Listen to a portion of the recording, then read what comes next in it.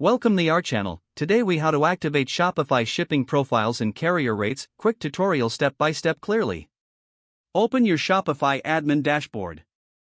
Navigate to the settings option in the bottom left corner of your screen. Select shipping and delivery from the settings menu. Scroll down to the shipping section. Click on manage rates under the shipping profile you wish to edit. In the shipping profile, locate the add rate button. Select carrier calculated rates from the options available. Choose the carrier you want to integrate, such as USPS, UPS, or FedEx. Enter the required information, like package size and weight. Save your changes by clicking the Done button. You will now see the carrier rates applied to your chosen shipping profile. To add another profile, repeat the process starting from Manage Rates. Once all profiles are set up, review them for accuracy. Test the shipping rates in your store to ensure they function correctly.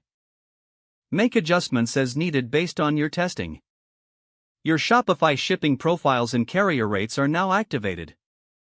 If the page does not load, refresh the browser or try again in a private or incognito window.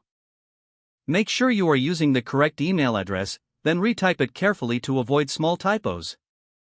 If your password is not accepted, use the reset option and create a new strong password you can remember. Check your spam folder for verification or security emails, then complete any requested confirmation steps.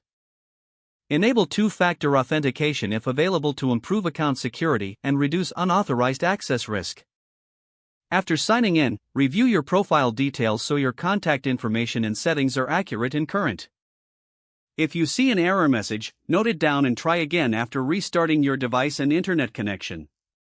Log out when you finish, especially on shared devices, to keep your account and payment information secure.